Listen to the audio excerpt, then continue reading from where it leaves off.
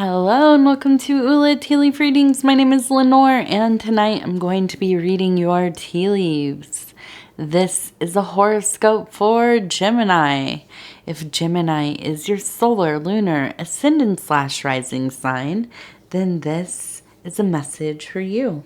All right, let's get started.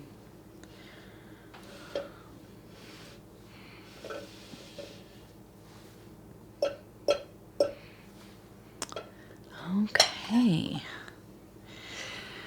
Let's see what do these tea leaves have for us tonight, Gemini? All right. Oh, it looks like we have a bit of a volcano going off there. I'm gonna let some of that water go so it doesn't excuse me. So it does not move these tea leaves around, but it looks like we have a little bit of a volcano right here. You can see it looks like it's going off a little bit.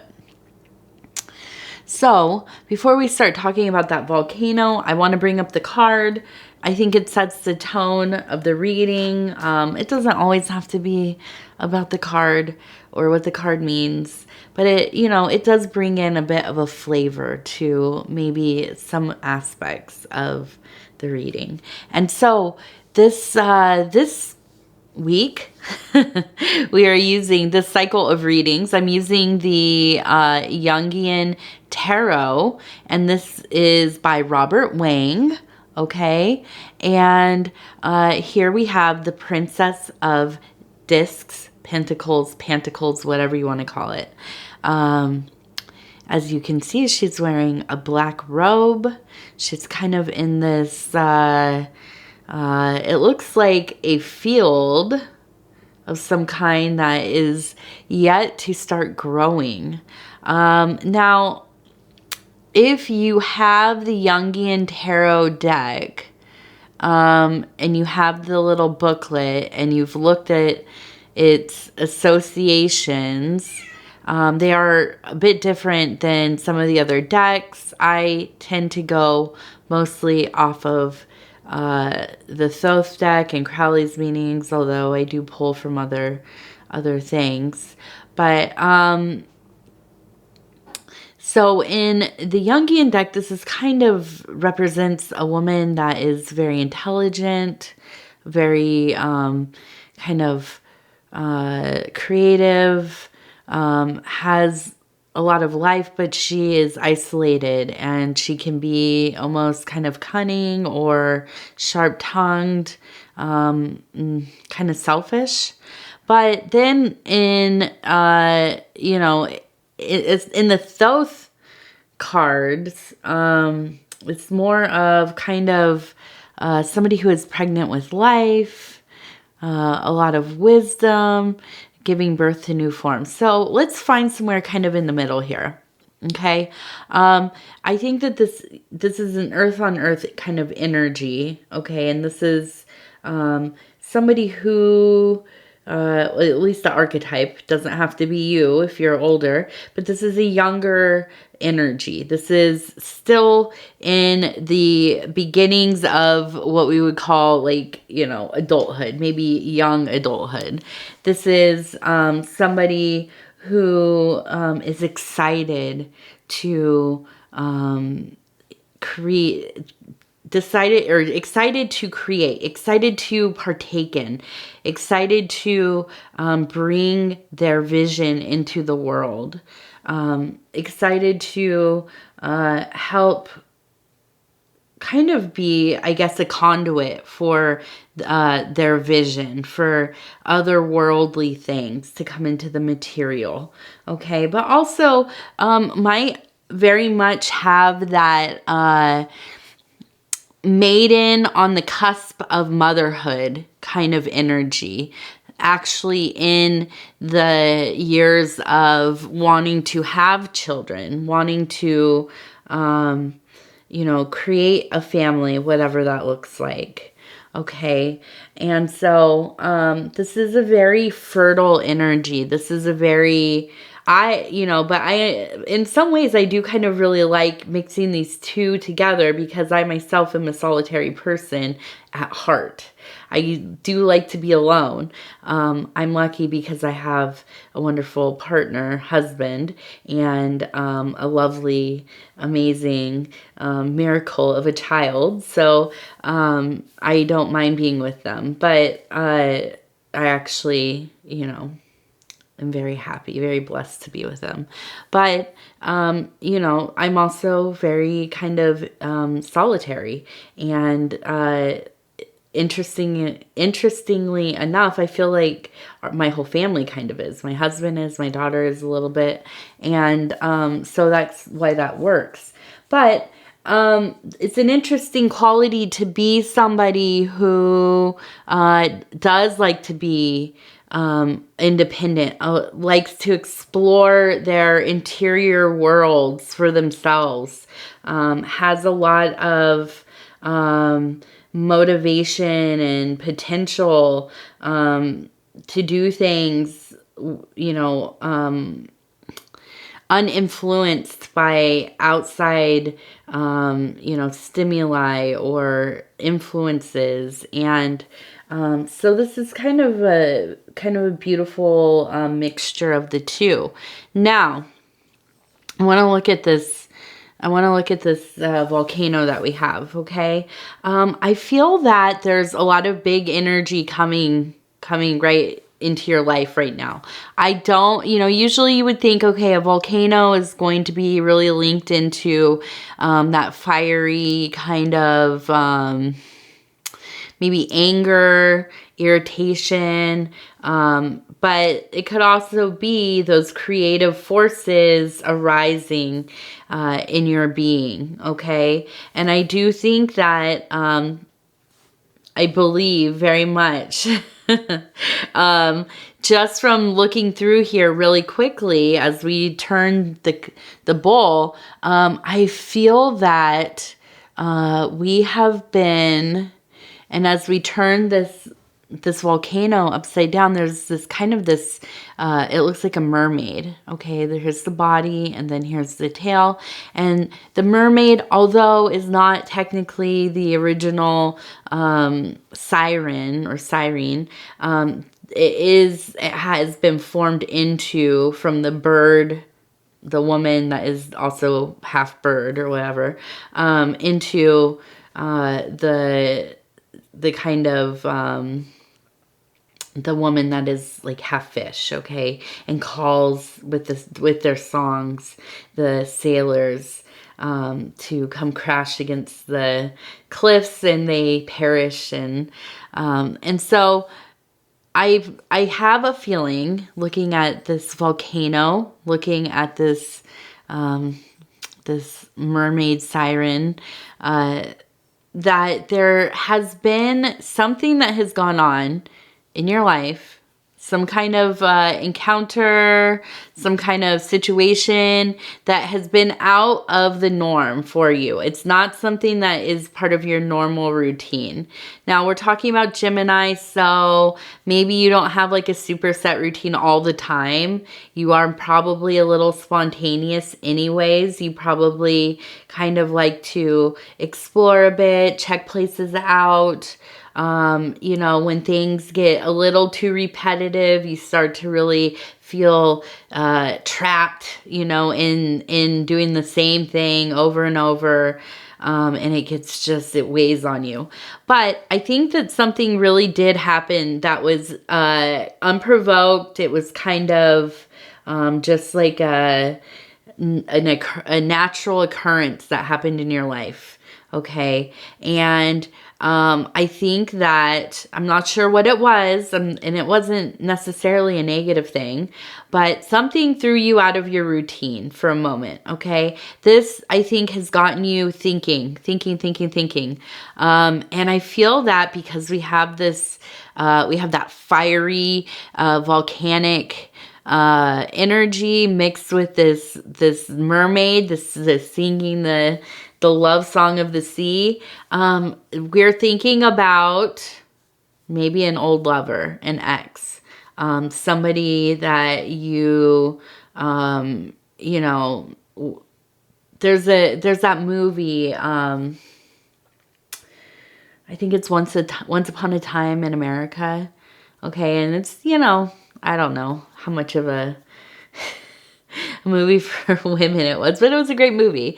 And in the movie they say, I think it's Robert De Niro, I believe, that says to the boy, you know, you have your three greats in life. You have your three great loves, okay? And you're going to have basically like three soulmates, three women, three or men or whatever it is that you look back on. And these are like the ones that are going to stick out in your mind, okay? Everybody else, yeah, they might have been great, but these ones are the greats. So I think this is maybe one of your greats, okay? And I think that this person is coming up in your thinking. I think that you've been really kind of focused on it. And I'm looking at this right here. It almost looks like it reminds me of like a rocket, maybe like a comet, maybe a firework, whatever it was. You had a very passionate relationship together. Okay. I think it was very emotional for you. I think that there was a lot of love, a lot of connection. It was very easy to be together. You felt like you could be yourself. It maybe was one of the first times that you ever connected with somebody so deeply. I feel like it maybe was when you were younger, okay? Because I don't feel all of the pressures of life kind of weighing on the relationship. There's something about a young love or a first love where oftentimes, you know, you're in high school, or, you know, maybe even younger. You're young, you might be in high school, you might be in college. You're not really paying the bills yet. You probably don't have children yet. You are out in the world for kind of the first time doing your own thing. And there's just a feeling of infinite potential, right? And there just isn't so many of the complexes and you know, things that we just kind of over time, and as things get difficult and all the, you know, just the ordeals that we go through in life, they change us. But when you're young, I think it's easier sometimes, this is not everybody, of course, but it's easier to connect with people when you don't have so many responsibilities and worries, and really just you know, a fully developed mind and brain, and you just, your world is usually pretty small at that point. You haven't been out there to see all of the beauty and terror, the great terrible of the world yet. So I feel like this, I mean, this really was a connection. I also believe, and I also really believe that this, and I want to look at this one. Well, let's see. I want to look at both of these at the same time. So, okay, so here we kind of have, it looks like a body, like a person kind of flying through space. And it looks like they're grabbing like maybe an arrow or something. Some kind of, you know, now that it looks like they're kind of falling towards it. Okay, so they're grabbing an arrow. Okay, and that I think is related to kind of Cupid, this idea of Cupid's arrow. And I believe that there was never a falling out. Okay, I think that really it was just a matter of poor timing. Okay, The circumstances just were not right for you two to be together. And I think that this is supported in the idea that you were young. Because let's face it, you meet when you're young, especially if it's before you go away to college. But even so, if you go away to college and you meet somebody, does not mean that you're going to end up living anywhere near each other unless you kind of make some compromises and decide to live in the same area, which doesn't always work out, right? So I think that because this was a thing in your youth, just the circumstances of life kind of pulled you apart. There was no ill will. I think that it was very difficult, and I feel that it was very much just kind of, you felt a little bit adrift, but I also think that you got over it. Okay, because you had a lot of good things going on, and you continue to do so. But I think that this very dreamy quality, it reminds me of just kind of like a dream where you're flying, right? We've all maybe had those dreams where we suddenly are flying through space or flying through over cities or, whatever it is. I think that this kind of, I'm going to get a drink here. This kind of reemergence of this kind of nostalgic love feeling has brought good dreams to you. I feel like you're having really light and airy kind of good vibrations. You seem happier. You're, having wonderful kind of sleep in dreams, and you're excited to go to bed because you're, kind of experiencing these old impressions, these like really immersive kind of love feelings. And I think it's been wonderful for you. Okay. Now, I want to look at this one. It's beautiful. It is a goat.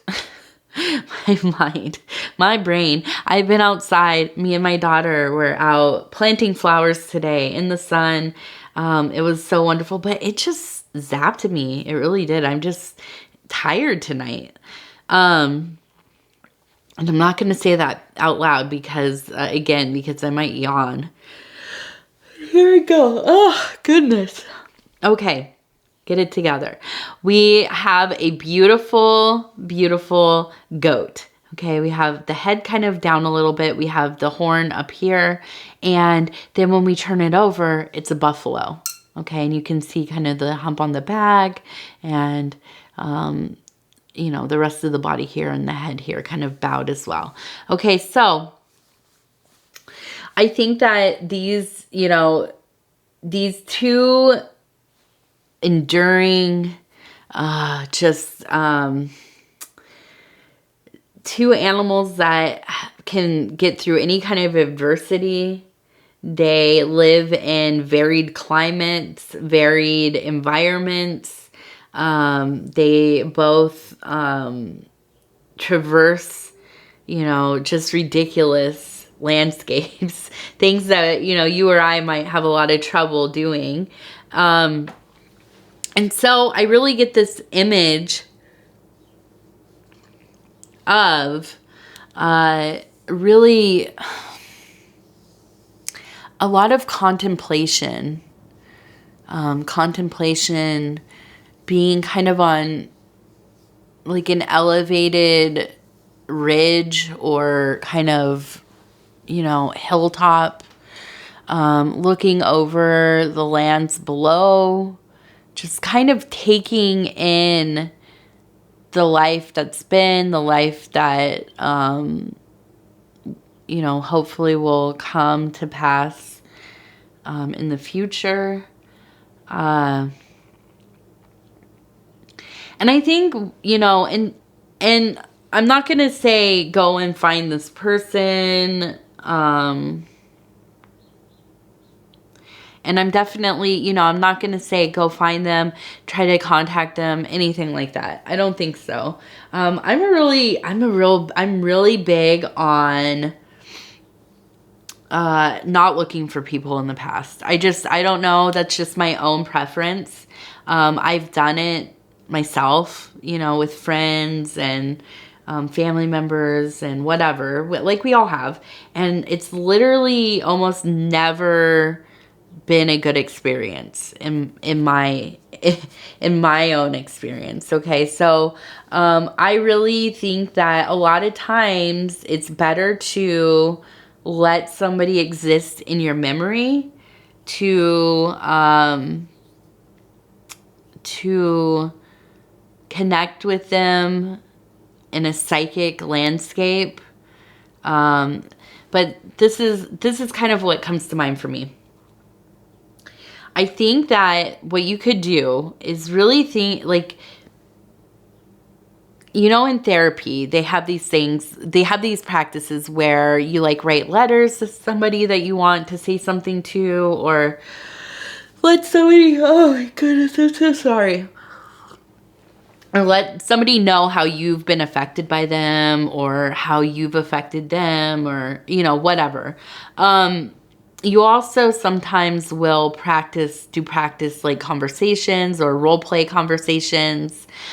So I think that in this situation, I think it would be interesting for you to kind of have a conversation with this person with yourself, right? Tell them what you would like them to know about you, right? Tell them your story. Tell them, you know, how they made you feel, what you still think about. Ask them the same questions that, you know, you've given about yourself. Ask them, okay? Of course, you're not talking to them directly, so these things will come to your mind through this kind of imaginary role-playing kind of scenario, okay? But I think that what you can also do, and this is if you even want to have any interaction with them, right?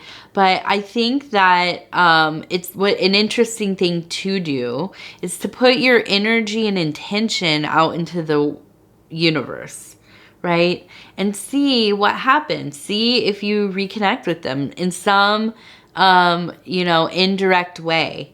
I think, anyways, that would be really interesting. More interesting than, like, going to their Facebook and following up on them and, you know, getting a hold of them and stuff.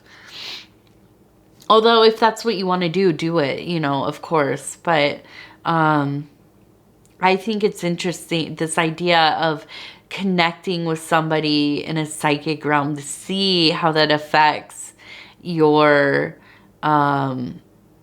physical world, if they will come back into contact with you in the material realm.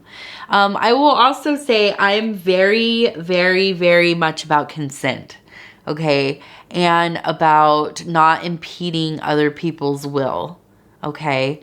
So I think it's important to, you know, not try to influence other people through your thinking, but to you know, kind of ask if they are receptive. And this is all vision work and psychic work, and within whatever realm or medium that you feel confident or comfortable. Okay, so astral, dream, whatever it is. Okay, but I think that this is very much about the semantics of how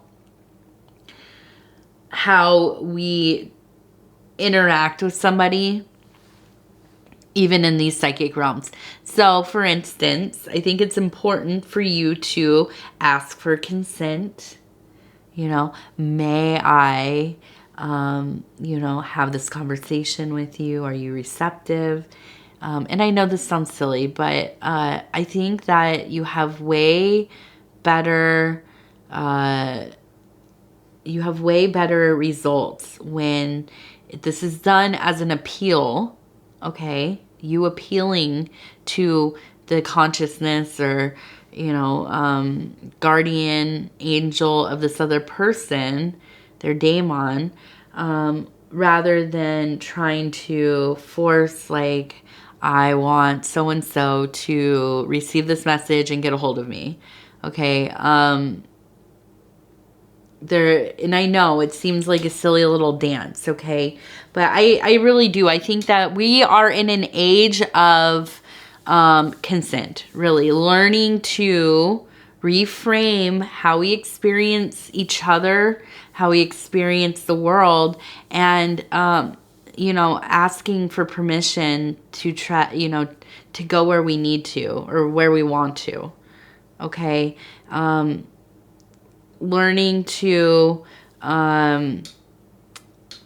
get the things that we need and we want by doing no harm to others or forcing the hand of others or, our needs overriding somebody else, and so on. So I think it's important. I know it's a little bit of a tangent, but it's just my own philosophy about things. I wouldn't want somebody from my past forcing themselves into my world. I would not. I don't want anybody forcing themselves into my world. I get so weird about that. I'm so protective of my personal space, right? And so are most of us. So you would think, when you think about doing things, this kind of reaching out, you have to consider, how would you feel about it? How would you feel about somebody from your past approaching you? How would you want them? What would that look like for you? That would feel good, would feel safe, that would foster a sense of care, love, honor, these kinds of things. Okay. All right, let's see what else do we have here.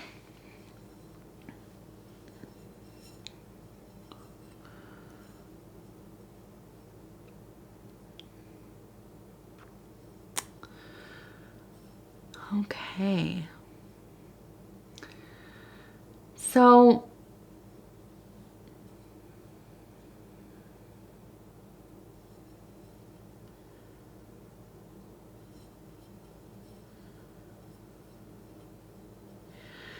I feel like, and I'm just trying to see where some of these land.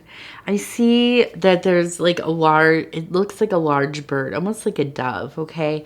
I feel a sense of, you've been working a lot on finding your voice, finding your devotion to your own development, to your needs. Honoring yourself. And I feel like there's been a lot of just, again, like I said earlier, light and airy happiness coming. And I think part of this is about, of course, having these old nostalgic feelings about this person. But even more than that, I think it's so much about the work that you have been doing. And I think that will continue. I think you're really on a roll with everything. I believe that there's just a lot of wind beneath your wings right now. You're just really soaring. Things are coming pretty easily for you. I think you're probably, like myself, trying to get outside. I know Gemini people are go, go, go. You like to be outside. You like to be doing things. You like to be busy. And I think you're finding all kinds of different avenues to put your energy into. And it feels really kind of like a wonderful, you're on the upswing here. And it's going well. But I also think that you're being very thoughtful. Okay, we have that goat. We were looking at that goat and that, and the bison. I probably called it a buffalo, but it's technically a bison.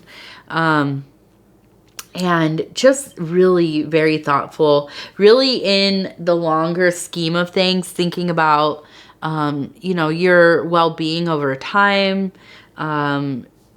probably saving some money, resources, you know, getting your life arranged in a way that, you know, you can see yourself living, at least contently in the future.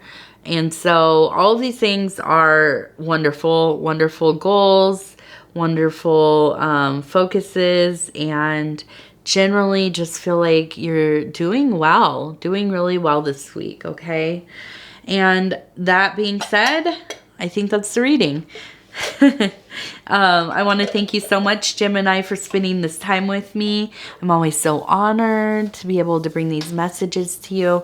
If you would be so kind as to like the video, it helps me get in the algorithm, and that helps grow the channel. If you have not subscribed, please think about doing that. You can hit the little bell. It'll let you know when the next videos are coming out.